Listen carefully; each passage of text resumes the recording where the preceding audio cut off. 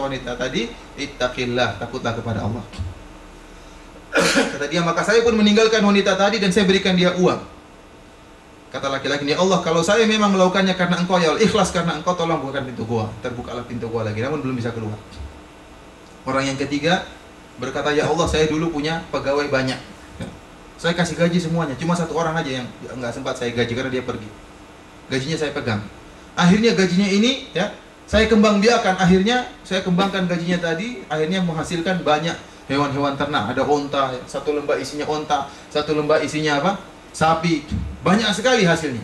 Setelah bertahun-tahun datang pegawai ini, minta gajinya. Fulan, mana gaji saya yang dulu belum kau kasih? Gajinya sedikit. Kemudian kata orang ini, saya pun berkata kepada pegawai saya tadi, semua yang kau lihat di hadapan matamu, ya, ada onta yang banyak, ada sapi yang banyak, itu gajimu. Kata dia, kamu jangan bercanda, kamu jangan menghina saya.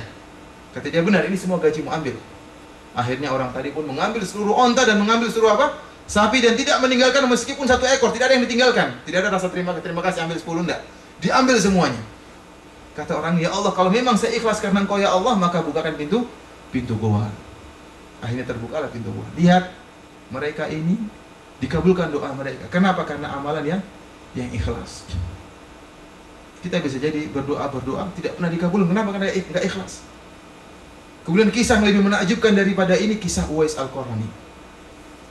Uwais Al-Qarani, kata Rasulullah SAW, khairut tabi'in Uwais Al-Qarani. Sebagian dalam Sahih Muslim. Kata Rasulullah, sebaik-baik tabi'in adalah Uwais Al-Qarani. Yang kata Rasulullah SAW kepada Umar, wahai Umar, kalau engkau bertemu dengan Uwais Al-Qarani, segera minta kepada dia untuk berdoa kepada Allah untuk mengampuni dosa-dosamu. Setelah Rasulullah meninggal, Umar senantiasa menunggu amdat ahli Yaman, menunggu pasukan perang yang datang dari Yaman. Setiap ada pasukan perang datang dari Yaman ke kota Madinah, Umar bertanya, afikum Uwais, apakah di antara kalian ada seorang laki-laki yang bernama Uwais? Tidak ada. Datang lagi pasukan perang yang sampai akhirnya Umar ketemu dengan Uwais Al-Qarani. Akhirnya setelah Umar ketemu, Umar bertanya, apakah engkau Uwais Al-Qarani dari tempat ini? Kata dia, benar. Apakah engkau dulu kena penyakit baros, penyakit apa namanya? Albino, kemudian engkau berdoa kepada Allah, kemudian Allah sembuhkan kecuali sebagian di pusarmu. Dia kaget. Dari mana kamu tahu? Kata Umar, saya bukan perkara yang buruk, tapi hal ini diberitahukan dari Rasulullah SAW kepada saya. Dan saya minta kepada engkau agar berdoa kepada Allah agar mengampuni saya. Bayangkan Umar bin Khattab yang telah dijamin masuk surga masih mau minta doa kepada siapa? Uwais Al-Qarani. Disebut oleh para ulama diantaranya karena keikhlasan Uwais Al-Qarani. Uwais Al-Qarani ini tidak ada yang tahu kalau dia itu orang bertakwa. Bahkan disebut oleh riwayat dia itu jadi bahan ejekan. Umar bertanya kepada sahabat-sahabatnya, kalian tahu Uwais enggak? Kata mereka, iya, Uwais itu jadi bahan ejekan kami di kampung kami. Bayangkan, jadi bahan ejekan. Bahkan pernah dituduh sebagai pencuri. Uwais ini dituduh sebagai pencuri dan jadi bahan ejekan oleh mereka. Tidak ada yang tahu bahwasanya dia orang soleh. Tidak ada yang tahu bahwasanya orang bertakwa, karena dia selalu menyembunyikan amalannya. Bahkan tatkala dia terkena penyakit albino, dia berdoa kepada Allah, ya Allah, sembuhkanlah penyakitku kecuali sedikit, sisakan bagiku, supaya selalu saya ingat nikmat yang engkau berikan kepadaku. Sehingga Allah menyisakan sedikit albino di pusarnya. Ternyata untuk mengingat Allah, saya dulu pernah terkena penyakit. Dan dia memiliki seorang ibu dan dia berbakti kepada ibunya. Bayangkan, Uwais Al-Qarani ini bukanlah seorang ulama. Kita tahu bahwasanya di antara ulama tabi'in ada namanya Al-Hasan Al-Basri.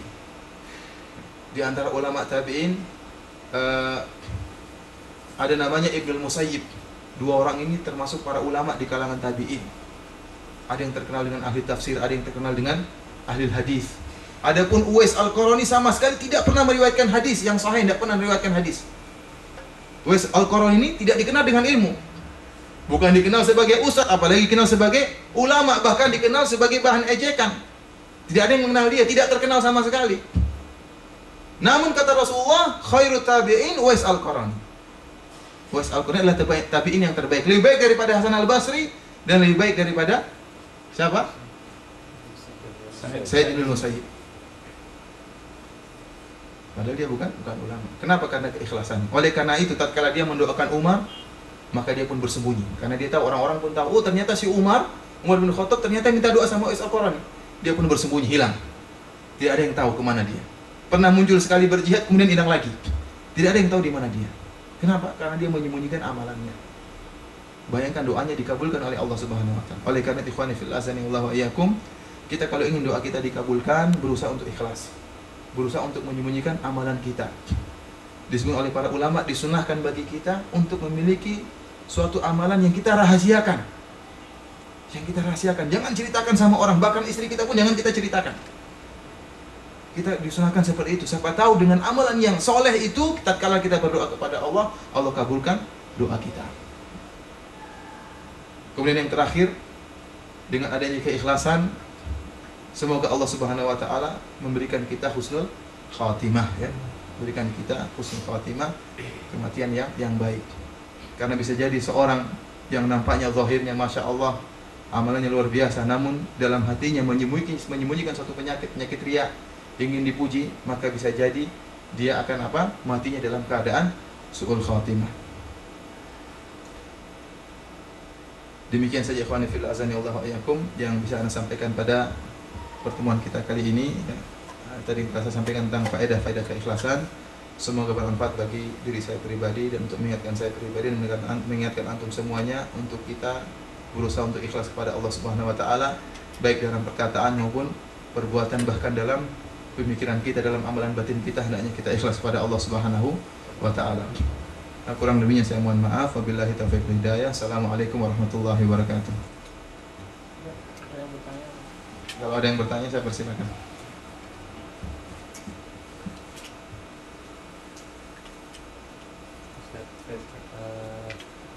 Ada sebagian yang berpendapat bahwa ini saya juga nggak paham ya, menampakkan amal untuk memotivasi seseorang atau untuk memotivasi istri dan anak, apakah itu mengganggu keikhlasan atau memang ada pengecualian? Jadi amalan-amalan yang disyariatkan untuk disiarkan, untuk dinampakkan, maka harus dinampakkan. Contohnya adzan harus dinampakkan nggak? Jangan seorang ikhlas, kalau gitu saya adzan diam-diam aja. Jangan. Adzan itu harus dinampakkan. Contohnya juga sholat berjamaah. Ikhlas kamu kalau sholat berjamaah nggak ikhlas, ya udah kamu sholat di rumah aja supaya ikhlas. Bahkan saya pernah ditanya, Ustadz, katanya kata orang kita jangan pelihara jenggot. Kenapa? Karena pelihara jenggot nanti riya. Supaya nggak riya kita cukur jenggot. Nah, ada amalan yang harus seperti itu ya. Nah, kalau orang tanya sama kita nih muslim atau bukan? Hah? Jawabnya apa? Kita muslim. Jangan kita bilang kita kafir supaya ikhlas. Tidak. Amalan yang harus dinampak kita nampakkan. Ada amalan-amalan yang kita sembunyikan, yang tidak harus nampak kita sembunyikan. Contoh bersedekah. Kecuali memang niat kita untuk memberikan apa contoh. Kita sedekah di hadapan orang supaya orang ikut-ikutan sedekah. Ini sunnah dan ini bagus. Namun yang tahu hanyalah Allah. Benarkah tatkala kita menampakkan itu dalam rangka untuk memberi contoh ataukah untuk mencari pujian? Kalau memang niatnya kita untuk memberi contoh, maka insya Allah pahala kita akan berlipat ganda. Tapi hati-hati, yang tahu hati kita siapa? Allah Subhanahu wa ta'ala.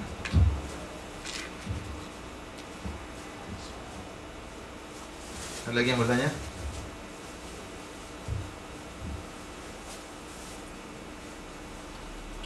Sudah ikhlas semua insya Allah ya? Ikhlas dalam bertanya. Jadi tidak ada yang bertanya, sembunyikan pertanyaannya semuanya. Ikhlas. Kalau tidak ada jangan dipaksakan ya. Sampai di sini saja ya. Tutup dengan kafaratul majlis. Subhanakallah bihamdik, asyhadu an la ilaha illa anta, astaghfiruka wa atubu ilaik. Assalamualaikum warahmatullahi wabarakatuh.